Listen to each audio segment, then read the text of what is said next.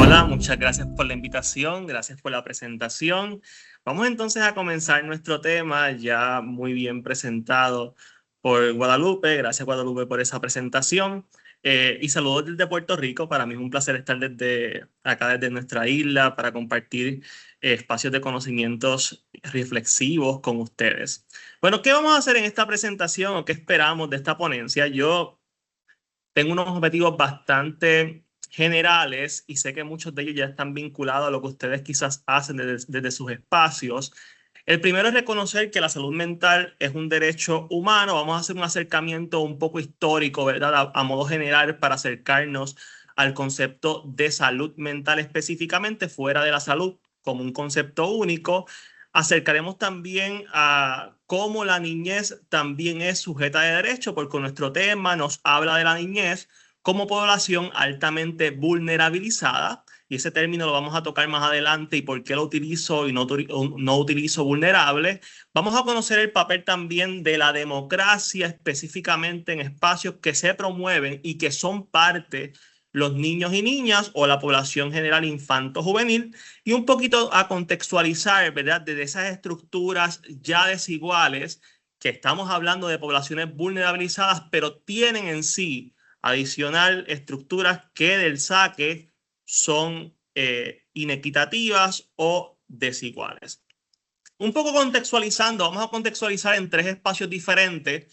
Me quiero posicionar primero en el concepto de salud mental, luego vamos a estar mirando, ¿verdad?, a modo general, una pared histórica que emana, ¿verdad?, de este recorrido histórico de la salud mental de forma general, porque el tiempo, ¿verdad?, no nos da para trabajar a profundidad el elemento histórico sin abordar nuestro tema principal.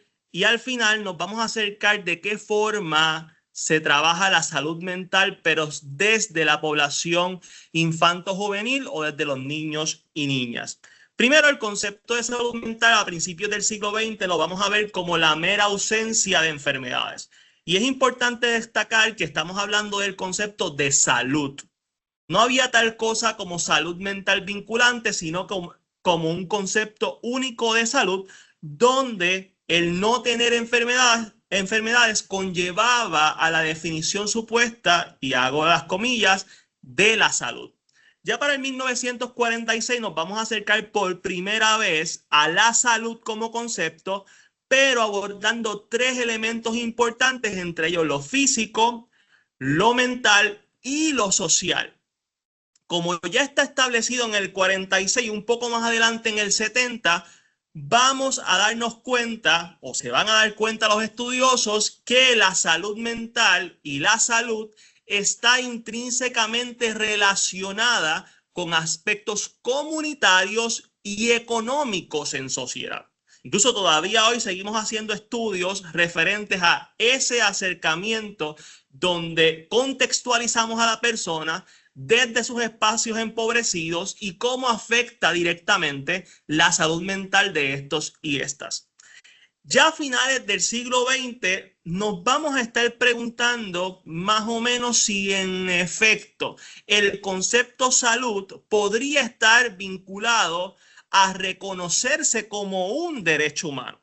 Claro, se comienza a hablar específicamente de la idea de los derechos de las personas que reciben servicios de salud mental. Por lo tanto, a esos participantes se les empieza a reconocer que tienen derechos que les pertenecen a ellos por el mero hecho de ser seres humanos y en efecto también tener alguna condición de salud mental. Ya para el 2001 al 2020 es un brinco bastante grande, unos 19 años, casi 20 años, donde en el 2001 por primera vez la Organización Mundial de la Salud va a reconocer en un informe el concepto de salud mental. Y es importante porque ya no solamente estamos hablando del concepto salud, sino que ya tiene el apellido mental, y es importante porque más adelante ya en el 2013 en adelante, vamos a estar hablando a nivel mundial de la importancia de la prevención en la salud mental o para la salud mental.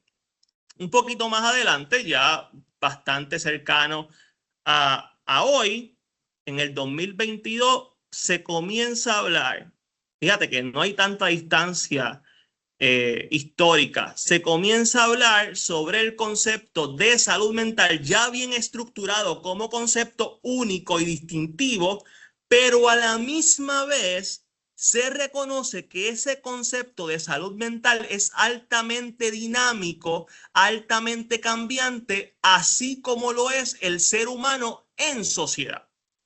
Por lo tanto, ya no solamente tenemos un concepto de salud mental reconocido, sino que reconocemos que ese concepto no se va a quedar inmóvil, sino que va a ser altamente cambiante porque pertenece a las personas en sociedad. Y eso es sumamente importante, ¿ok? Entonces, dentro de esa pared histórica recorrida hace ya unos segundos atrás, vamos a ver diferentes elementos.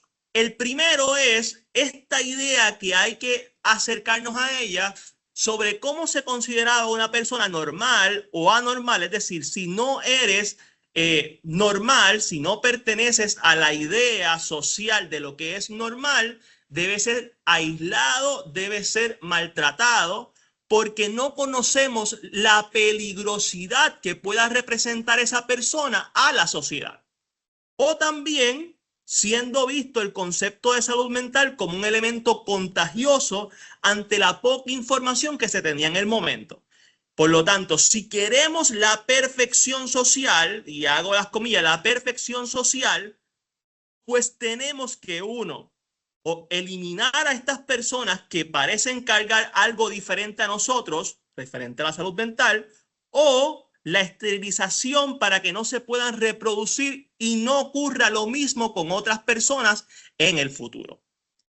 Por si fuera poco, la religión también tiene una importancia en el diálogo, la conversación de la salud mental, específicamente porque se le intenta explicar a las personas qué es lo que está pasando con esa otra persona que parece ser anormal, ¿verdad? Cogiendo el término que anteriormente utilicé, que parece ser anormal, pero que no entiendo cómo explicarlo y le doy elementos místicos o le doy elementos religiosos para intentar responder a la pregunta de lo que pasa.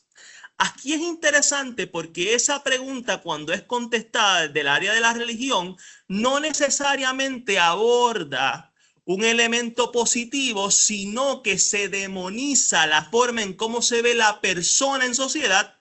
Igualmente, la explicación religiosa va demonizada hacia esa persona que parece ser distinta. Claro, también elementos de colonialismo donde se comienza a patologizar la salud mental desde el aspecto físico, biológico únicamente, sin la consideración mental necesariamente. Y la institucionalización, que es el espacio donde se profesionaliza, vuelvo con las comillas, se profesionaliza el separar, el aislar a las personas en espacios donde estén alejados de la sociedad porque no dañan en sociedad, porque afectan la sociedad y si fuese posible en el futuro que se puedan reintegrar, tienen que cumplir con normativas socialmente establecidas. Pero ¿cómo esto se vincula a la salud mental en la niñez? Bueno, claro está, la niñez no estaba siendo ausente en la explicación anterior que di, pero sí tenemos que mirarla con detenimiento porque hablamos de una población donde no necesariamente tiene espacios participativos para dialogar sobre el concepto, aunque sea afectada por el mismo concepto. Entonces, tenemos que hablar del 89, donde la Convención sobre los Derechos del Niño y de la Niña se comienza a reconocer el derecho del niño y de la niña a su alto potencial físico y mental. Ya en el 66, un poco antes de lo que sucedió con la ONU, vamos a ver el Pacto Internacional de Derechos Económicos, donde se establece que la salud debe ser accesible para todas las poblaciones, incluyendo los niños y niñas. Y la Convención sobre los Derechos del Niño o la Niña también consolida por primera vez al niño como un sujeto de derecho, más allá del niño sometido a la dirección, tutela de un adulto o un tercero. Y ese tercero puede ser cuidador, puede ser abuela, cualquier persona que esté incluso en la calle que se sienta con autoridad y poder de intervenir con un niño por el mero hecho de tener una edad diferente a la del niño, ¿verdad? Y ahí la UNICEF habla, y esto ha pasado en varias ocasiones con varias organizaciones, utilicé esta, pero hay muchas organizaciones que están hablando ya sobre epidemias o pandemias silenciosas en la salud mental. 1 de cada 7 adolescentes se espera que a nivel mundial, ¿verdad?, tenga alguna condición de salud mental diagnosticable. Vamos a hablar de esto un poquito más adelante. Pero si vamos a hablar de derechos humanos y los vamos a vincular a la niñez, es necesario, es vital que trabajemos el derecho como un concepto interdependiente. No existe salud mental sin hablar de otros tipos de derechos. No podemos hablar de una salud integral sin traer a colación el concepto de salud mental.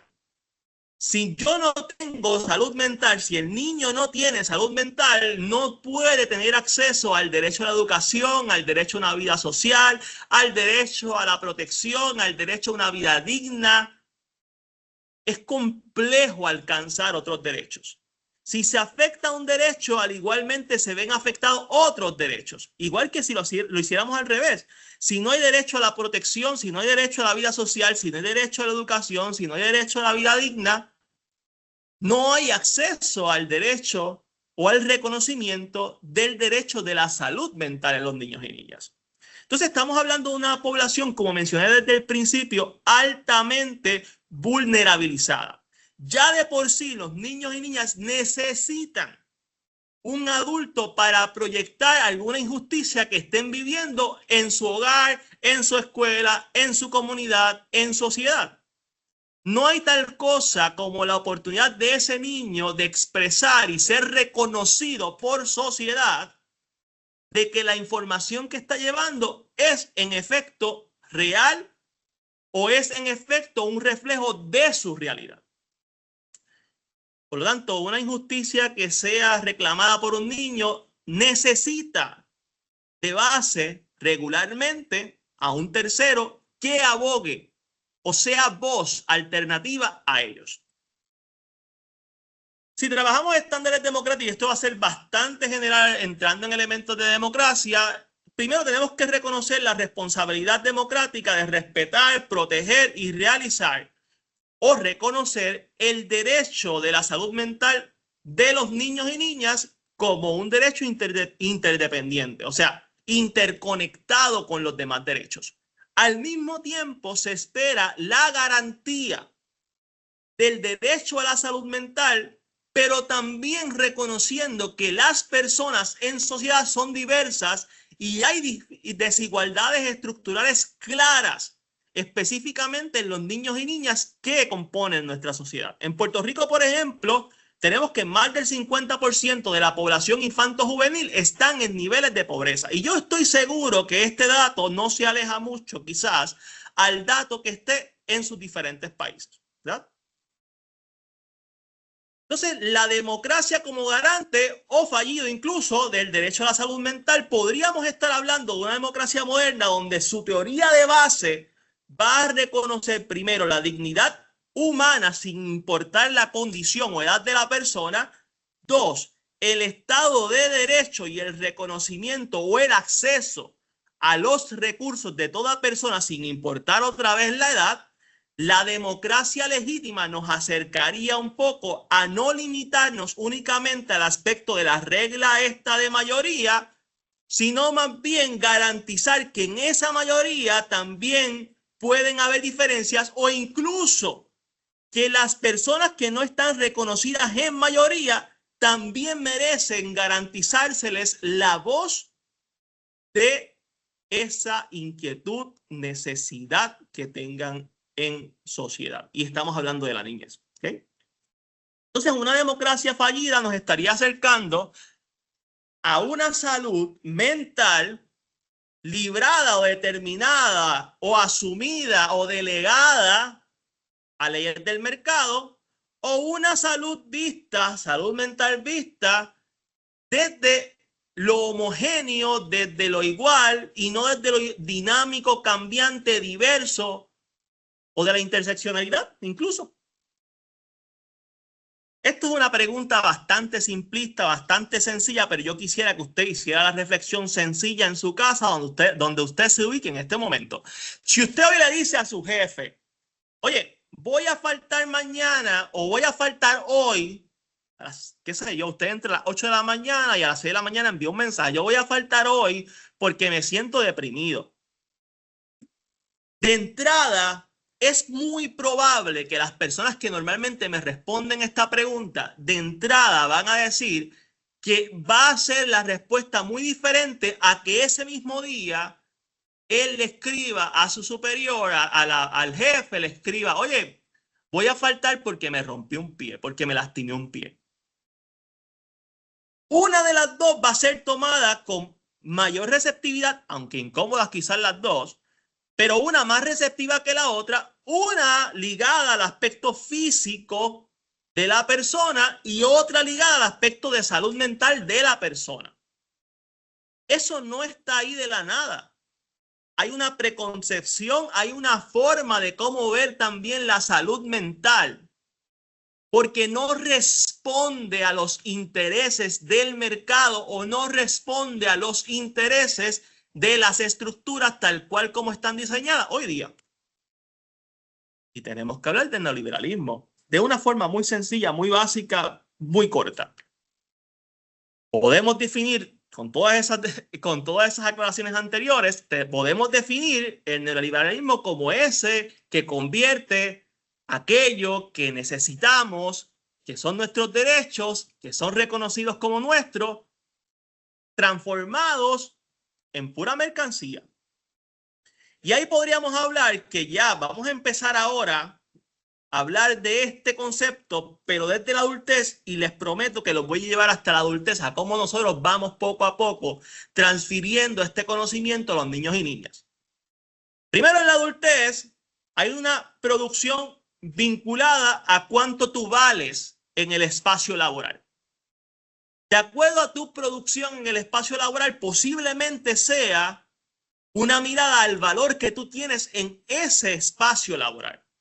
Y se comienzan a crear necesidades que no necesariamente estaban antes, donde el ganar o perder depende del tiempo invertido o el tiempo utilizado en el trabajo, o incluso en la competencia para alcanzar algún tipo de puesto, de aumento en el área laboral. Pero esto también trae de por medio el efecto del miedo al fracaso que puedan tener los adultos en los diferentes espacios laborales. Estoy hablando de espacios laborales ahora para acercarlos más adelante a la niñez. ¿Okay? Hay riesgos interesantes porque la normalización de esto que acabo de hablar anteriormente es altamente peligrosa, donde nosotros incluso como adultos nos culpabilicemos por el descanso, por el ocio, por el espacio en familia, por el espacio de esparcimiento, a un nivel de culpa que necesitemos continuar proveyendo, buscando espacios que provean elementos económicos. Y si bien es cierto que el aspecto económico para las personas que vivimos en este sistema es importante, también es cierto que el elemento de la salud mental sigue siendo un elemento altamente importante. Y esto nos acerca a la idea de que todas las acciones que hacemos a nivel laboral como adultos posiblemente vengan ajustadas a la frase común de un adulto hacia un niño, que es que estamos haciendo las cosas por su bien. ¿Okay? Y no necesariamente las democracias nos cuenten, nos provean, nos facilitan un espacio para la niñez pero sí dicen posicionarse bajo la necesidad de la niñez para expresar la misma desde la idea de que como adulto tiene la potestad y el poder para hacerlo. Pero cuando vamos a profundidad, tendríamos que hacernos la pregunta si en efecto la necesidad que estamos divulgando, expresando, pidiendo, reclamando para la niñez responde a necesidades del adulto de forma interna o en efecto responde a necesidades de desarrollo, de participación, de comunidad de la niñez. Pues que de momento necesitamos que el niño, voy a hacer un ejemplo de la cotidianidad, pues que necesitamos que el niño esté más tranquilo en la mañana. Y cuando hablamos de tranquilidad, decimos que el niño es demasiado inquieto. Yo creo que es hiperactivo. Y quizás lo que estamos refiriéndonos es que es a que por la mañana, cuando usted se levanta como adulto y quiere llegar a ese trabajo y el niño todavía está dando vueltas y buscando qué hacer porque está aburrido, porque quiere jugar a esa hora, porque no entiende que necesitamos llegar a la escuela, el niño simplemente está en esa posición de jugar, de explorar, de lo que sea que esté haciendo en ese momento. Y nosotros como adultos, para responder al sistema, necesitamos apresurar el elemento de la mañana, el espacio de la mañana como adultos, para que podamos igualmente introducirnos a la productividad, al buscar el dinero, a reconocer que es importante ese dinero, pero a la misma vez buscar otros espacios donde no necesariamente está siendo vista, atendida, reconocida la niñez. ¿Y cómo pasamos esto, Fernando? ¿Cómo pasamos esto de la adultez a la niñez? Bueno, en los adultos, utilizando una ilustración, ¿verdad? Que nos ayuda a comprender, en los adultos, el vínculo inmediato o más común es el trabajo. En los niños, el vínculo más común es la educación. Porque si estudian, tienen éxito, si tienen éxito, en el futuro van a tener trabajo, y si tienen trabajo, van a tener dinero. Y si mientras más estudian, pues más éxito, más dinero, y por ahí seguimos la cadena, ¿verdad? Y esto se traduce a ejemplos tan sencillos cotidianos como primero, ok, tú primero vas a estudiar, si te da tiempo luego de que estudies, entonces vas a tener un espacio para el juego. Claramente casi traducido a que después de que estudies vas a tener un espacio para tu salud mental. Yo te voy a reconocer si estudias primero tu derecho a la salud mental. Vamos a hablar ahorita por qué hablo de juego y de derecho a la salud mental como casi uno. Como casi uno. Críticas importantes. Mira, yo he hecho en varias ocasiones una crítica que genera reflexión de forma inmediata, y es que estamos en una sociedad que deseamos, por alguna razón, que claro, que tenemos la respuesta, yo sé que usted también la tiene allá, la idea de querer crear niños genios, niños productivos, niños inteligentes, pero no hay la oportunidad, no hay necesariamente un espacio donde reconsideremos cuál realmente es la necesidad de un niño a nivel de salud mental. Y creemos en la idea de que son adultos, pero son adultos en miniatura. Y deseamos tener un lenguaje que el niño nos entienda desde nuestro lenguaje cuando la realidad del niño no es esa. Nosotros abstraemos, codificamos, interpretamos información. Los niños son mucho más concretos y el lenguaje principal de un niño es el juego. ¿Y dónde está el juego en todos espacios? O mira, vamos a hacer algo muy sencillo. Imagínese la idea, y vamos a hablarlo ya más adelante, de que usted viva en un mundo de gigantes, donde usted para poder acercarse a una silla, para poder sentarse en una silla, tenía que pedirle una ayuda a un gigante para que lo siente en la silla. Para prender una luz, tenía que pedirle una ayuda a un gigante para que prenda la luz. Pues esos son los niños. En un mundo de gigantes. Todo el tiempo. Todos los días. Mientras intentan descubrir y explorar ese mundo. Que pareciera de instancia ser un mundo en el cual pueden pertenecer cuando sean adultos. Están existiendo ahí, pero tu pertenencia, debo decir, tu participación, tu realidad social va a ser cuando tú seas adulto. Entonces, el adultocentrismo no puede ser un concepto que puedo dejar en este tipo de espacio. Primero, porque nos va a traer o nos va a reconocer la idea de cómo el adulto utiliza su voz como final y firme, donde tiene absolutismo en el momento en cuando habla con la niñez, porque tenemos la idea de que el niño o la niña no tiene la capacidad de, y el blanco usted lo llena con lo que usted desee, con lo que usted desee. Asunto que intrínsecamente nos va a traer consecuencias inmediatas, estudiadas. Esa falta de empatía, de atención, de escucha en la niñez, de escucha activa en la niñez, de participación en la niñez, se ha demostrado que trae consigo 3 elementos básicos: ansiedad, depresión y somatización. Los más comunes. ¿Okay? Entonces, ese niño se va a convertir en la experiencia de orden del adulto, se va a convertir en la persona dominada, a menos de que no sea parte de un proceso que reproduzca el orden social. ¿Y cuáles son las consecuencias de salud mental en la niñez sobre lo que acabamos de hablar? Son muchas, pero solamente quise utilizar 3. Y las primeras 2 se van a dar cuenta que son muy parecidas. Primero, la lógica heredada. Y la lógica heredada es esta parte de donde los niños ya no tienen voz necesariamente propia, sino que adquieren ideas de terceros adultos y expectativas de terceros adultos, como por ejemplo son sus familias, sus conocidos, sus cercanos, y heredan la lógica que ha sido a su vez heredada por ese adulto en su niñez.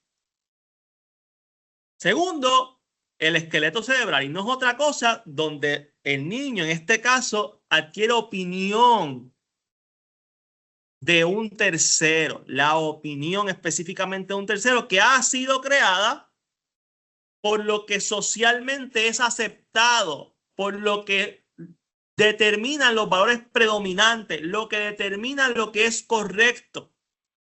Y no hay una mirada reflexiva, interna, crítica, que les haga cuestionar, ni siquiera en su adultez necesariamente, esta idea preconcebida.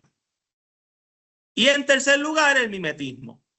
Y es esta idea donde ya el niño deja de jugar a ser adulto y se cree ser, y el ser está ahí a propósito, se cree ser un adulto. Por lo tanto, las acciones van combinadas a la idea del adulto. Y sin duda alguna, esto transfiere productividad a la niñez. Transfiere un adulto en miniatura. Transfiere la idea de ese adulto, de ese niño, ahora a un adulto en miniatura. Primero, lo podemos ver en la escolaridad como un asunto de productividad, ¿verdad? Como esa fábrica de la escuela donde se genera capital humano para el futuro productivo.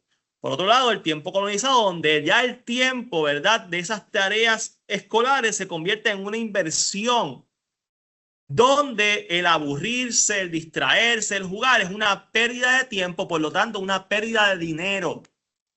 Porque el tiempo se reconoce en el tiempo colonizado como dinero. 3, hay una responsabilidad ya individualizada donde el niño adopta la responsabilidad de lo que sucede a nivel de salud mental y no necesariamente se reconoce el entorno donde el niño se ubica en ese momento. Vamos a hablar ahorita de la pobreza. Y estas infancias endeudadas donde del saque, del nacimiento, ya vienen en espacios, provienen de espacios altamente empobrecidos. Y se inculca la idea de que sí hay posibilidad de salir de esa pobreza en algún momento. Solo te faltan ganas. Esa es la idea. Y esa idea se destruye muy rápidamente. Cuando pensamos en los porcientos de personas enriquecidas en el mundo, Tenemos a 1.1% a 1.7% aproximadamente de personas que están enriquecidas hoy día en el mundo. ¿Y cuáles son los efectos del capitalismo y las políticas neoliberales en la niñez? 4 específicas, puntuales. Primero, la precariedad, ¿verdad? Esa idea de cómo el adulto transfiere a la niñez ese estrés producido por el mismo sistema. 2, la medicalización. Esta idea de establecer etiquetas, de encajonar a niños bajo un diagnóstico específico, pero no necesariamente se tiene una discusión política sobre lo que significa eso en ese niño. 3, la prevención educativa parece no convenir. Y aquí vemos austeridad en la educación, reducción de cursos de arte, entre otras. Y 4, la economía de la atención digital, donde ahora se presta atención a ese foco digital y esa comparación entre niños y adolescentes que ven en las redes sociales que parten de una perfección, son más atajantes, son más cercanas a los niños, les afectan más a los niños porque son más cercanas a la vista de los mismos. Si hablamos de capitalismo, poder y opresión, le hice una ecuación aquí media sencilla para simplemente hablar sobre 3 conceptos importantes. Sabemos que el prejuicio y el poder pues nos va a llevar a la opresión, pero ¿cómo vemos eso en la niñez? Pues mira, en los niños no es, en el prejuicio podemos pensar que los niños no entienden y no son capaces de tomar decisiones para sus propias vidas. Eso está contradicho en otros espacios, ¿ok? Que el poder lo proviene del adulto y si el niño no cumple con las expectativas de ese adulto, pues es castigado, toma la decisión por el niño, le dan sus horarios específicos para hacer tareas, para hacer castigos, para lo que sea. Y la opresión, donde se excluye a los niños de los espacios participativos. Se me quedó esa parte ahí, tiene que ir ahí. De los espacios, pero participativos. Y es un llamado a la reflexión, porque no podemos, gente, no podemos hablar de depresión sin hablar de desigualdad. No es posible que usted hable de depresión y no toque el concepto de desigualdad altamente vinculado al empobrecimiento de las personas en sociedad y mucho menos de la niñez. ¿Okay? Porque cambiamos el nombre del problema, pero no atajamos el problema.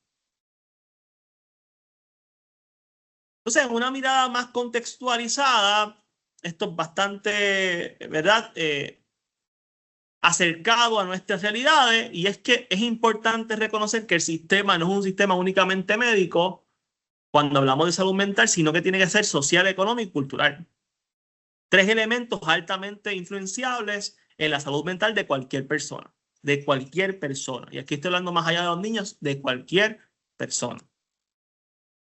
Pero más allá del síntoma, nos quedaría mirar esos actos comunes, como por ejemplo puede ser el culpabilizar a la persona de esa condición de salud mental que ha sido diagnosticada, a un poco mejor ver el problema real que está en el fondo de esa condición de salud mental diagnosticada.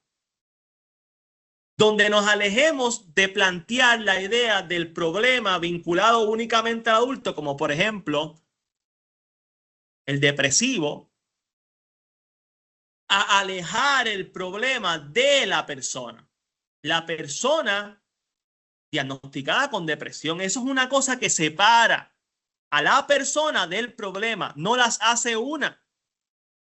Porque esa separación de la persona con el problema ayuda a mirar a la persona desde su humanidad y a mirar el problema para profundizar, contextualizar el elemento de la salud mental fuera de lo que significa la persona.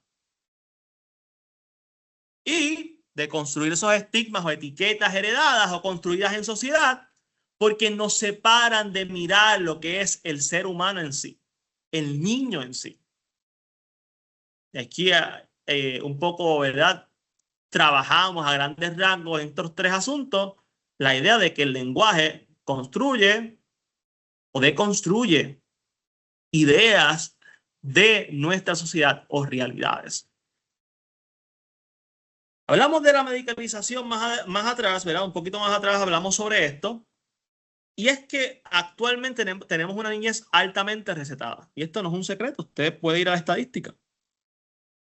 No siempre se cuestiona necesariamente el fenómeno, lo que ocurre, la problemática con elementos ontológicos o históricos, sino que más bien estamos viendo a familias con niños y niñas en dicotomías o dilemas tan sencillos como estos, o tan difíciles como estos. O cómo, o busco servicios de salud mental, o proveo los recursos para ir a la escuela, o busco servicios de salud mental. Asunto que no debería ser un privilegio el acceso a la salud mental de los niños y niñas, sino más bien una obligación, tanto política, ética, como también jurídica. Y la pregunta es, ¿la pastilla soluciona el problema? Pues les tengo una noticia. Y esta noticia no es para demonizar el asunto de las pastillas, sino para problematizarlo. Es importante. Entre el 2011 al 2021, más del 50% en aumento se vio en el uso de pastillas, específicamente enlazadas a la salud mental, en países como México, Colombia, Chile y Costa Rica. 50%, 10 años, en 10 años.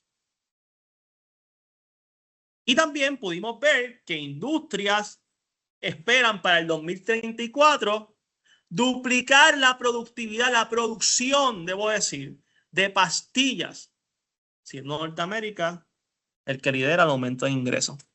Un elemento económico bien montado de las pastillas. Asunto que nos invita a problematizar el asunto, valga la redundancia. Entonces hay un vínculo entre más personas dependientes de esa pastilla, pero a la misma vez más personas empobrecidas, pero a la misma vez entidades altamente enriquecidas en menos de 10 años. Acá en Puerto Rico hay datos interesantísimos sobre los planes médicos. Cómo planes médicos del país en solamente 5 años triplicaron las ganancias. Pero cuando vamos a las estadísticas, el aumento es dramático en salud mental. ¿Okay? Entonces, si la estructura parece ser la que enferma, hay personas que desde el nacimiento están altamente potencializadas a tener alguna condición de salud mental. Ahí está la base, el contexto. Niños viviendo en un mundo gigante, un poco ahorita lo dialogué cuando hablé sobre la silla, pero aquí un poco me voy a enlazar, ¿verdad? El elemento de la democracia que muchas veces silencia, ¿verdad? Y si esa democracia está silenciando la voz del niño, está incompleta porque hay una población que no está siendo parte del ejercicio. ¿Ok? Entonces, ese adultocentrismo que veíamos anteriormente, el adultocentrismo en sí, va a posicionar la voz del adulto por encima de la del niño, dejándola completamente aparte. ¿Y cuál sería, verdad, ese obstáculo público que nos ayudaría a un poco profundizar sobre el mismo? Es que se ha creado la idea de que los asuntos familiares son asuntos internos o privados. Y como están considerados desde la intimidad o la privatización o el espacio público íntimo, perdón, privado íntimo, y no se considera público, se asume que no es un asunto político a su vez. Y eso es una gran problemática, provocando más vulnerabilidad en los niños y niñas. Te hago una pregunta, no sé si en su país, pero en mi país, Cuando ocurre la pandemia, automáticamente el gran peligro, la gran preocupación de las agencias era que el lugar donde se ubicaba regularmente el agresor iba a ser el lugar donde iba a estar ese niño 24/7 encerrado. ¿Qué pasó? Se dispararon los referidos. Y no es que no estaba ahí, es que estaba presente, pero no lo estábamos viendo. Estamos viendo actualmente esta realidad. Estamos realmente preparados y preparadas para eventos parecidos al de la pandemia, donde nuestros niños y niñas estén en un espacio altamente vulnerabilizado, donde encerrado en su propia familia, donde posiblemente en ocasiones está también el agresor. Depende de un tercero de esa misma familia, pero en este caso adulto, que vaya a denunciar un acto contra el propio niño, porque él no tiene la oportunidad para hacerlo. Por eso hablamos de una población altamente vulnerabilizada. Para cumplir con el tiempo, un poco quería traer propuestas, ¿verdad?, finales, abarcadoras, amplias, que usted la puede ver desde sus espacios, ¿verdad?, para que las personas que estén aquí presentes pues las puedan acomodar a sus diferentes contextos. Primero, la necesidad de un enfoque de ver la salud mental como un derecho humano, ¿ok? Interconectado. Es importante ese apellido, interconectado.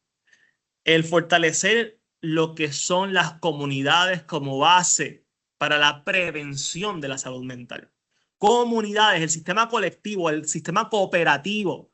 Salir de la idea de la competitividad a la cooperación, a lo cooperativo. Combatir estructuras del empobrecimiento. Esto cada cual lo intentamos hacer en nuestros espacios, por más complejo que sea.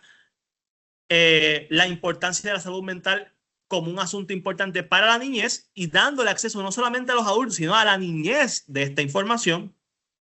Y la prevención, ¿verdad?, como enlace también de la salud mental, pero también de la participación de nuestros niños y niñas en un sistema en el cual ellos también pertenecen, están con nosotros, ya están presentes, no son el futuro, son el presente. Regularmente escuchamos la frase clichosa, los niños son el futuro de nuestro país. Pues sí, pues posiblemente, obviamente van a ser el futuro, pero es que ya están con nosotros. Ya están a nuestro lado. Lo que pasa es que no nos giramos, no nos doblamos a mirarlos, a verlos con profundidad. Aquí la referencia. Y le doy las gracias por la atención de todos y todas. Un placer.